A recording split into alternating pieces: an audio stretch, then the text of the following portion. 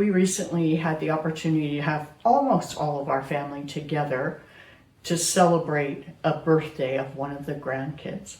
And as we were sitting around talking and people were being silly and we were just enjoying one another's company, I thought about how blessed we are that we like being together, that we are a family that loves one another. And some of that, I think, is the fruit of being intentional, as Rick and I raised our kids, as other people from church poured into their lives. And then as they are intentional with the next generation and the relationships that are being developed and the teaching that's being done.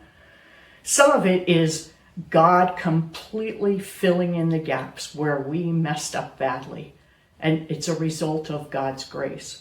But I know that sometimes people feel like I didn't come from a good family, and therefore it is hard for me to have a good family.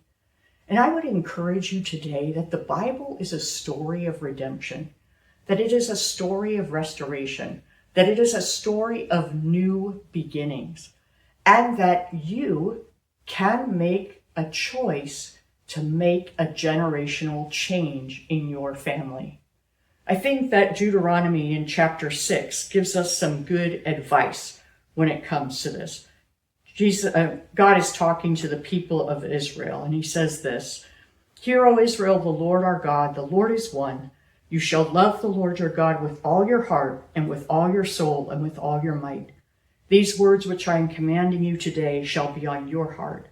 You shall teach them diligently to your sons and shall talk of them when you sit in your house and when you walk by the way and when you lie down and when you rise up." And I think the important thing to note there, one of the important things to note, is that this relationship with God starts with the adults. It says, you shall love the Lord your God with all your heart. And then you teach the next generation.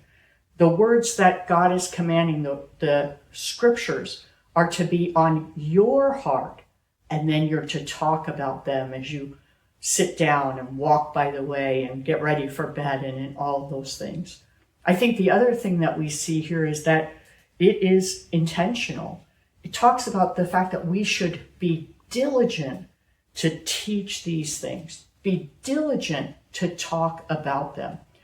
God's word, God's principles aren't just for Sunday. They're not just for things like which we consider to be the spiritual things of life.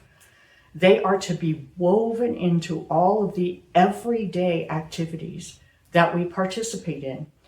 They are to provide a filter through which we view the world, through which we experience blessing, through which we experience tragedy, through which we make choices about how we spend our money, how we spend our time, through which we make choices about which relationships we pour into deeply.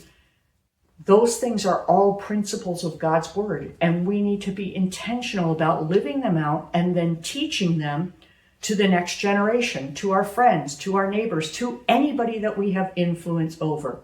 So I would encourage you today, whether you are a single person, whether you are a married person with no kids, whether you have children, you are a grandparent, this passage wasn't just written to families. It was written to the community of Israel, because God recognizes that we all have influence over the next generation.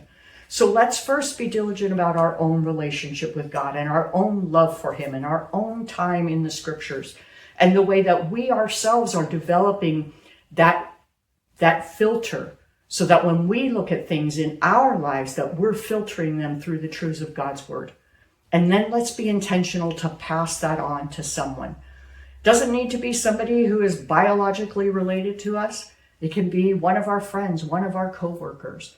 But as we love God and as we are intentional about teaching the next generation, that's how we break those habits. That's how we break those generational poor relationships. That's how we develop good families.